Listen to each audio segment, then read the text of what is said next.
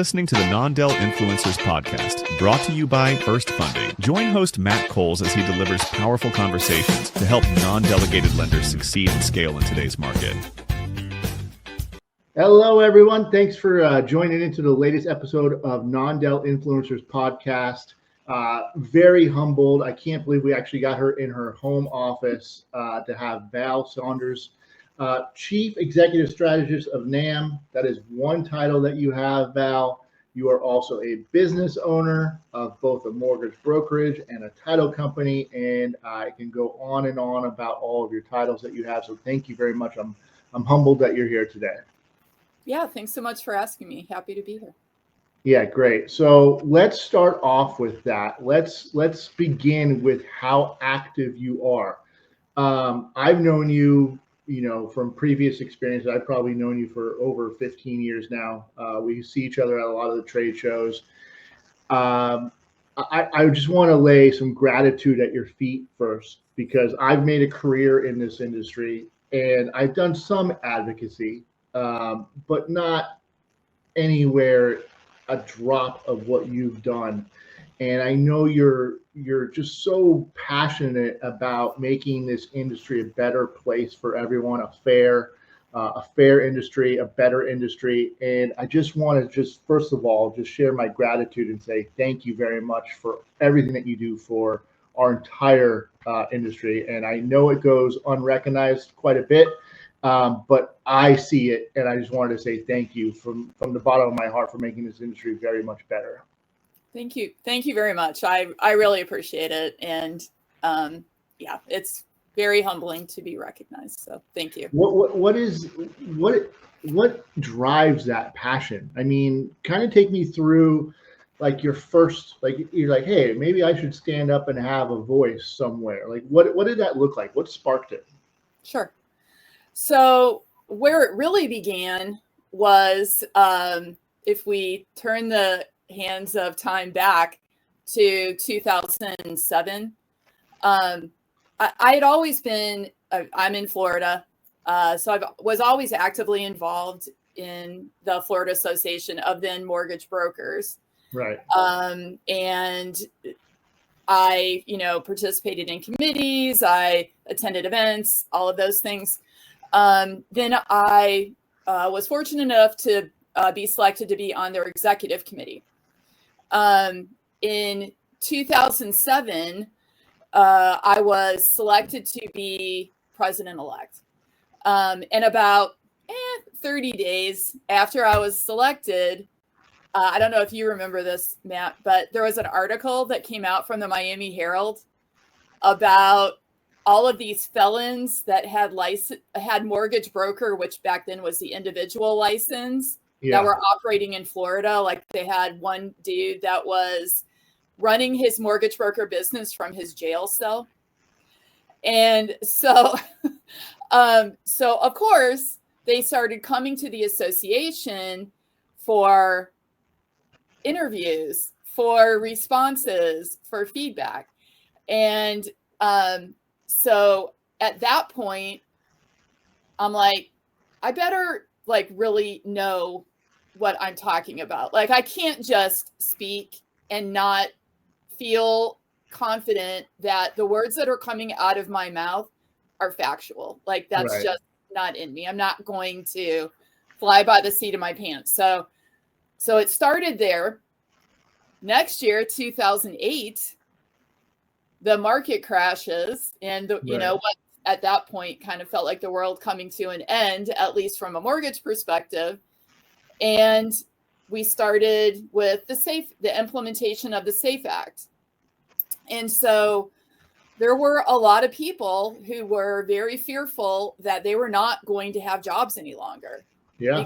Because me. Me too. And so I had just become president shortly before that, because the person who was president before me, his name was Rich Workman, was elected to the Florida House. And the Speaker of the House was like, hey, you can't be a rep and be the president of a trade association. So he stepped down. So then I stepped in.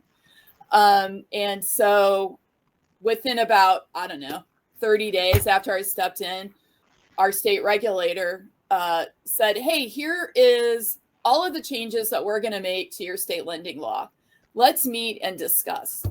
And so I had to go through every single change, look at everything, see how it affected our industry, the consumers, how they were trying to implement the minimum standards of SAFE into our lending law. So I would meet with them directly, and I just went down line by line. I'm like, and we talked about every single change, things that we felt our industry could accept, what they could not accept, what was feasible, what wasn't feasible. And then besides that, I started meeting with all of the other trade associations, right? ABA, everyone that represented everybody that did origination in Florida, as well as speaking before Senate and House committees on the Florida legislature. And so I spent 2 years implementing the minimum standards of SAFE into Florida law. Our credit reports were public record. Here in Florida, we have sunshine laws. So working on getting legislation passed so that our credit reports weren't public record.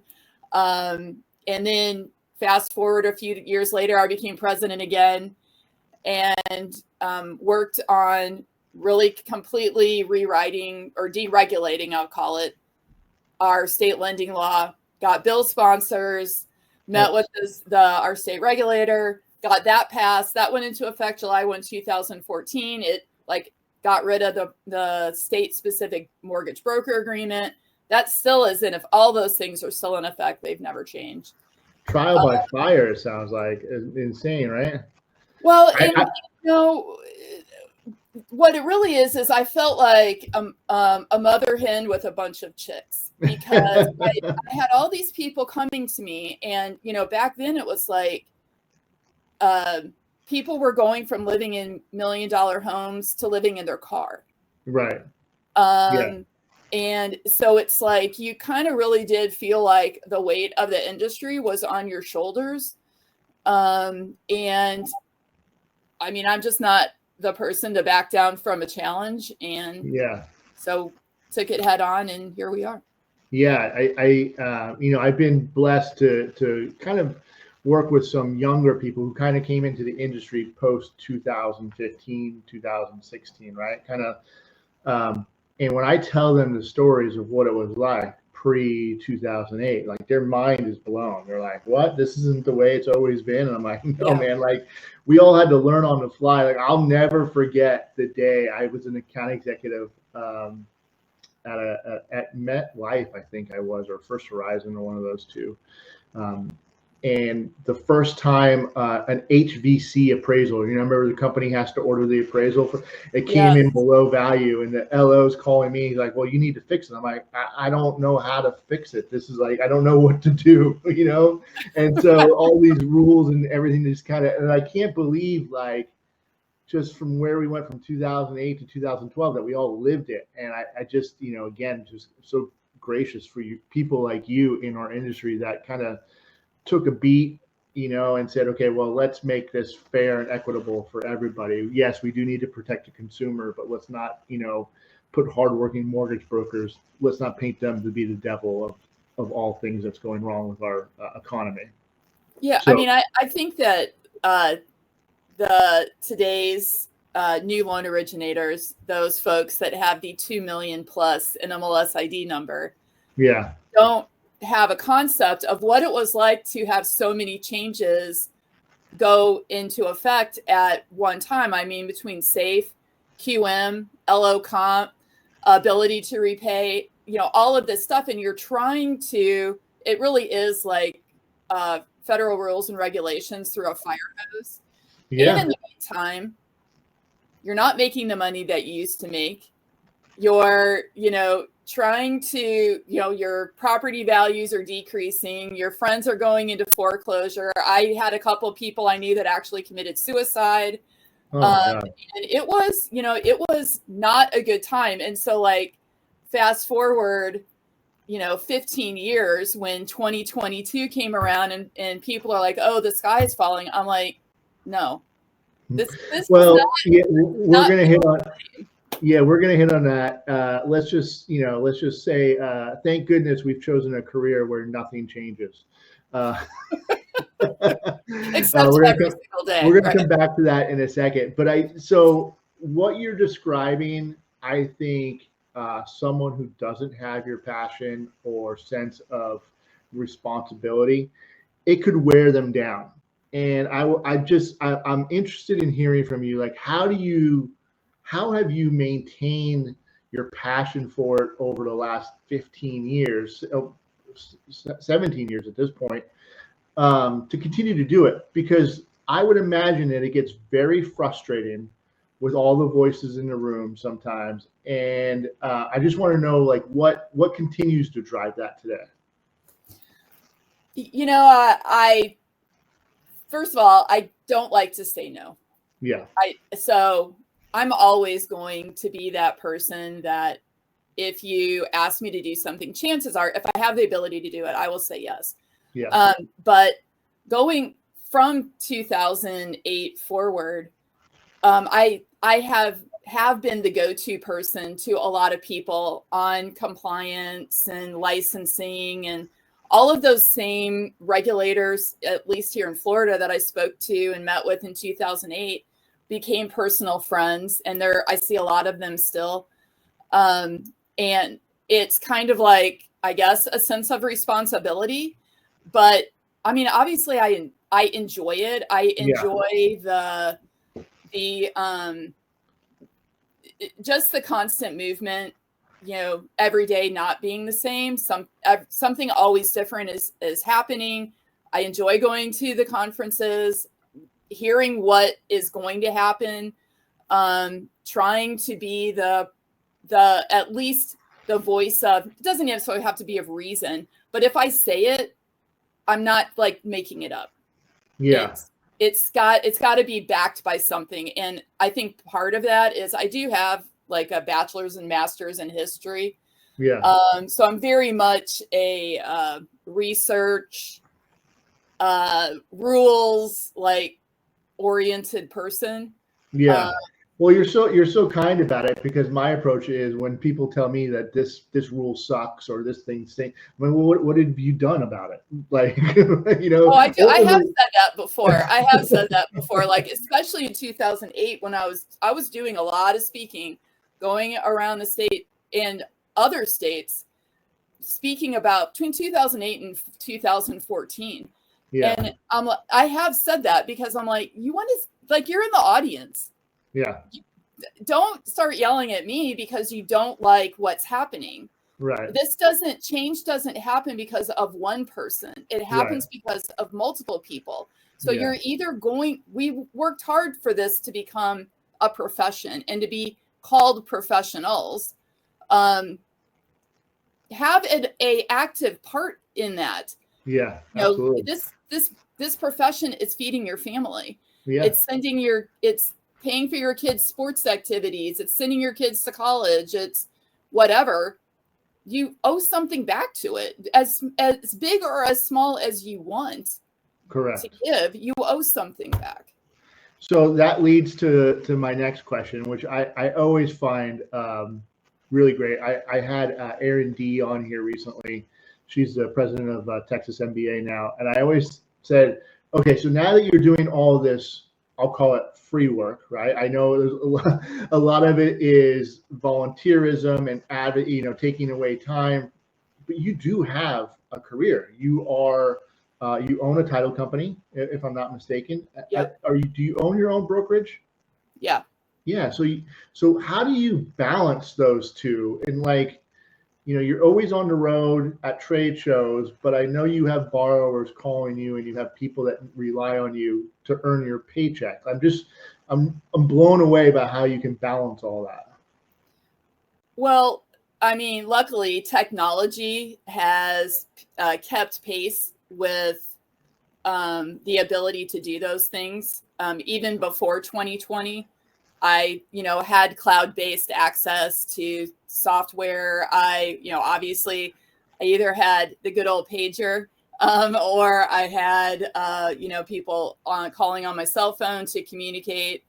And I've just, it's kind of like once you've done something for so long, you can't imagine like not doing it. And so it's just ingrained in me. This is how I do business. I have the ability, if I'm not in my office, to do things, to either arrange for mobile notaries or electronic notarization, or to deal or speak with my borrowers, or, obviously we all have our own, access pages for applications and everything. Technology luckily has continued on and kept up pace with affording people the opportunity to not say no if they don't want to. I love the idea of you going to battle for us in Washington, D.C., and then having to step out and telling a borrower how to reset their password. I love that. I love that. I love that vision of. That has happened.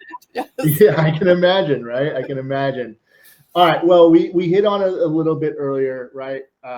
We have chosen a profession that is in change and in flux and improving or evolving, however you want to look at it on a regular basis.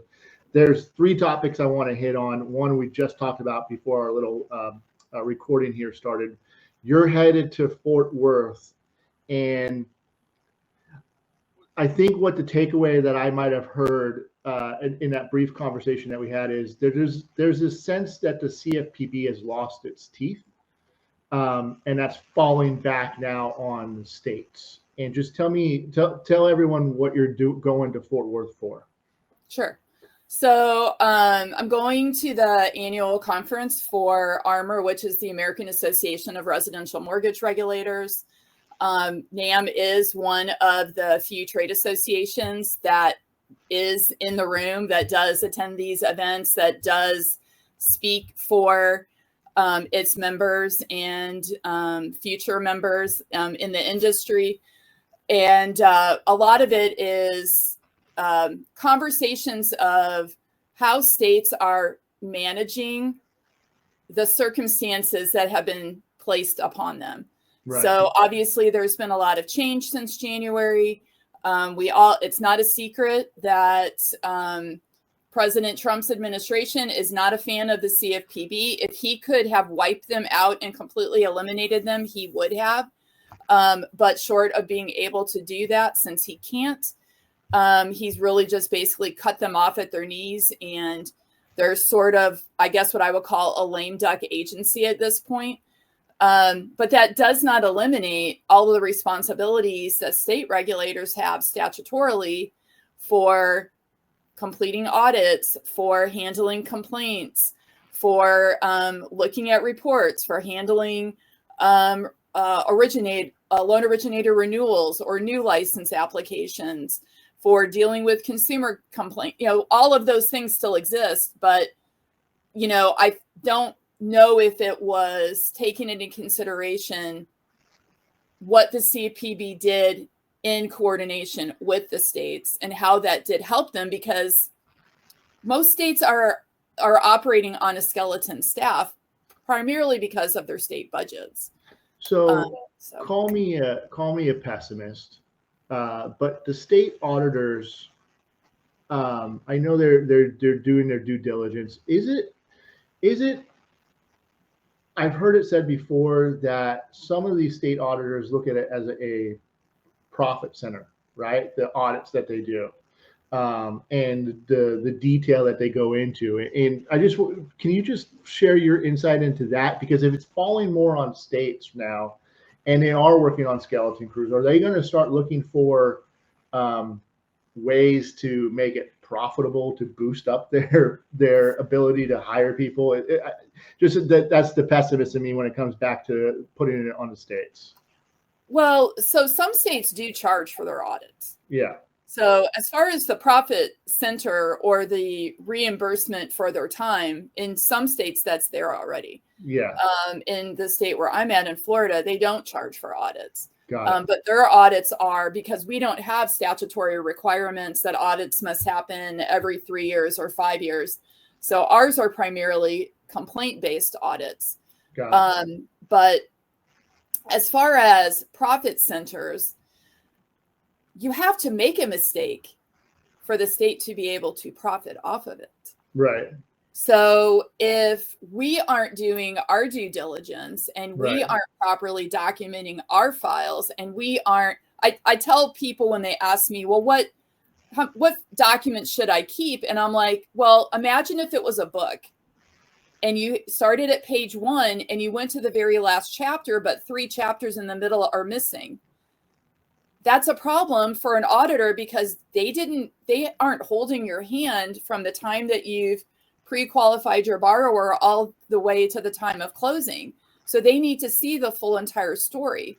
And it goes back to everything we've been told since we were in first grade. Show your work, right? I mean, right, exactly. Yeah. And the other thing too is, we're now in this environment where our wholesale lenders are doing our disclosures. Right. And so a lot of people are under the impression, well, if it's a document that I'm not generating, I don't need to show my work. But that's not true. So you are responsible for showing your work, regardless of whether it's the wholesale lender doing it on your behalf. You're still missing a chapter if you're not documenting your file, whether it's electronic or paper. But if you're not telling the whole story, a thread has to completely run through your file. It should never be broken. Yeah, I don't want to open up a can of worms, but I don't know that wholesale lenders are rep and warranting their initial disclosures. I don't know if that's written. I don't know if that's written anywhere in any of the contracts that I've ever seen. They probably rep and warrant their closing docs, but I don't know that they ever rep and warrant their initial disclosures that they're putting out there. So that's a conversation for another day. All right, next. This one made me laugh because it happened, I think, we have legislation via tweet now. There's nothing that irritates me more than I have to turn my notifications on for X/Twitter. I don't have any social media notifications on except for that platform. So Vantage Score came out. Pulte put out a tweet, or X or whatever we call it nowadays. And then I laughed because I'm very involved in social media. Within 15 minutes, I saw people posting like, what lenders are accepting this? How do I get this pulled? Like, what does it mean? And I think I have a pretty formed opinion of what it's going to take to change. But can you just share some of the insight that you might have into what this looks like on a go-forward basis? Sure. So, it wasn't this FHA director, it was the prior one, Sandra Thompson, who already started the ball rolling with directing the GSEs to accept another alternate credit source, being Vantage Score. Right. Which, for those folks that don't know this, it is owned by the 3 credit reporting agencies. Right.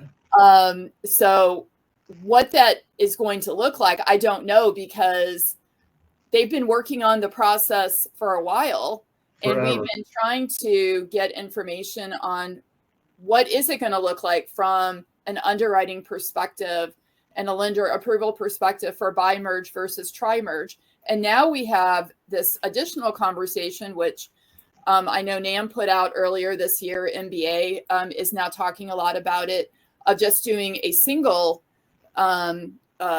credit bureau credit report, because the information really isn't that vastly different from one to another. And if a lender has the ability to choose one credit data provider, and that's what they're using for all of their files, well, then there's no disparate treatment or disparate impact, because everybody's being treated the same. And of course, the other part that we're looking at is, well, how does the cost affect? Is it going to be different? Is Vantage Score going to be cheaper than the try merge? And right now it's looking like probably not.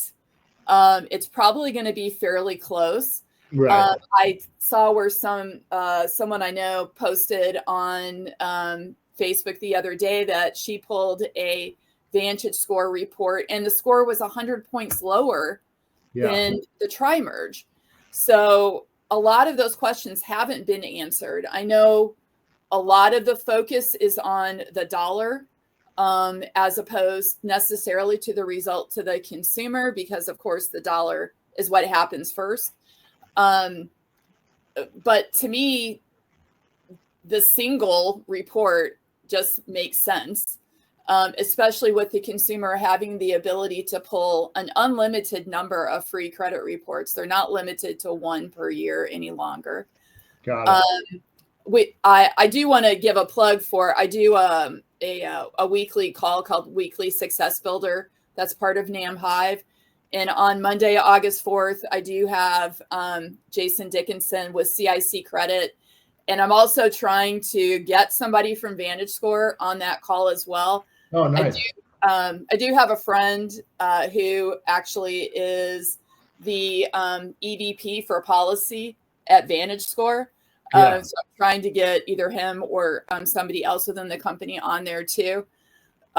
So yeah, there's a lot of unanswered questions. And unfortunately, when Director Pulte isn't using his own communication systems for relaying information, because what we heard was everybody heard it at the same time. Yeah. Him dropping the tweet, and now all the data providers, the presumably the GSEs, everybody found out when he posted it. Yeah.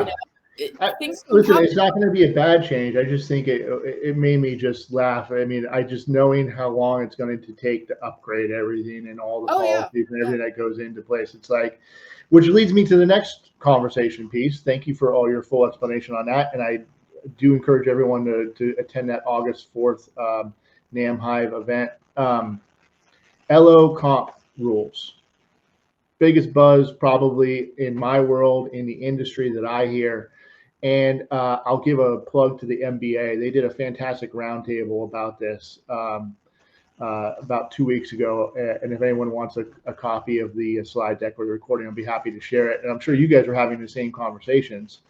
I think everyone hears LO comp rule changes and they think it's going to go back to the quote unquote old way.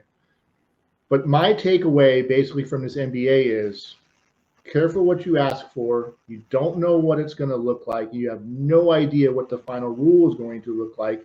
And there are very, very many voices in that room trying to decide what to make right. So share with me where we sit today from your point of view. Yeah, I mean, obviously I 100% agree. We've all been waiting. We all heard that the CPB sent over some questions or recommendations to the OMB the beginning of June.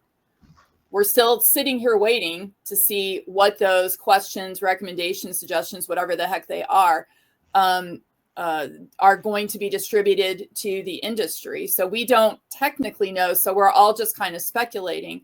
But I know one of the biggest conversations is on lender paid comp. Right. And, you know, NAMB fought, or was one of many fighting all the way back in 1999 on yield spread premium, which is basically now our version of lender paid comp. And, you know, HUD declared it that it was not illegal. You know, they put out circulars on it. You know, lender paid comp, yield spread premium has its place. It is an effective tool for originators. I actually participated on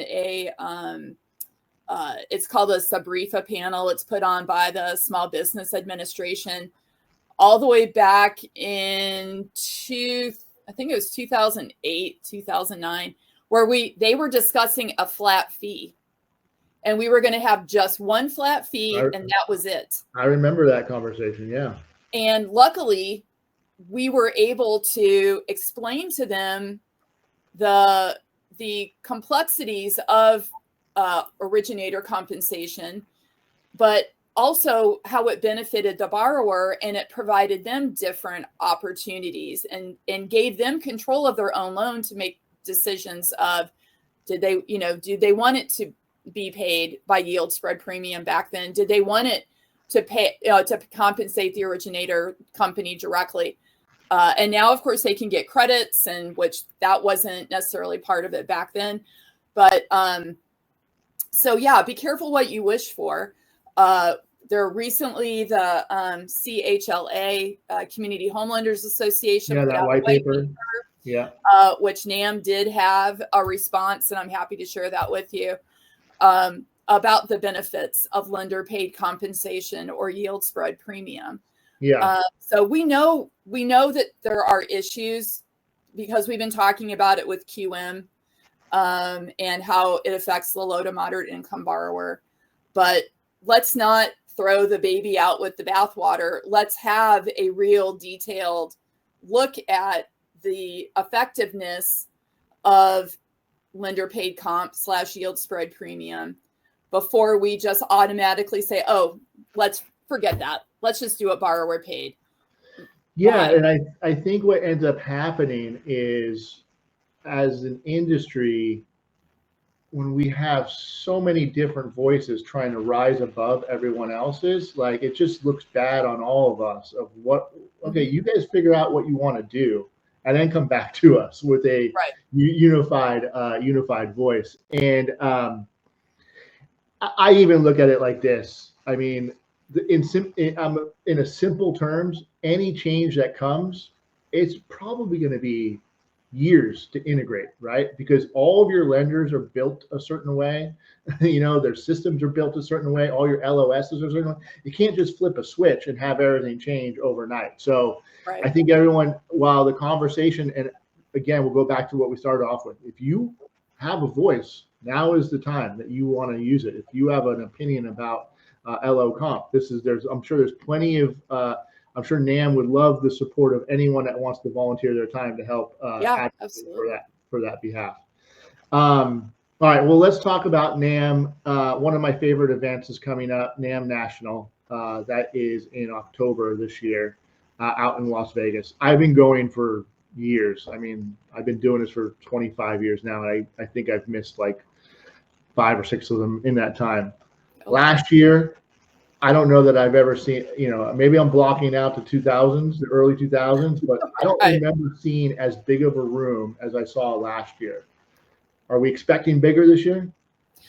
Yeah, of course, we always expect more. Yeah. I mean, the benefit of our type of an event is that we're always constantly trying to improve it. We're looking at, we're listening to our attendees, to our partners, our sponsors, the folks that we haven't been before that we want to attend. We're trying to look at what is happening in the industry from a technology perspective, from a communication perspective, branding, marketing, all of that, and creating an event that when you come to it, yes, you're going to have fun. You're going to see 115 different exhibitors and sponsors, but you're also going to have some real takeaways so that when you go back to your office, you're going to have some things that you can implement and put into practice, hopefully right away.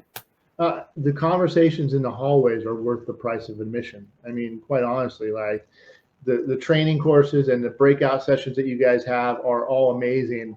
But when I go there, I seek out maybe like 4 or 5 people that I'm like, hey, I've watched this person over the last 6 to 12 months. And I want to get their opinion on something. I really want to have a conversation with that. And having all those people in the same room at one time is a really great opportunity. I'm really looking forward to NAMB. If anyone wants to, Val, let's use this last couple minutes here. If anyone wants to volunteer or take the first step in advocacy, where do you point them to? So you can email me.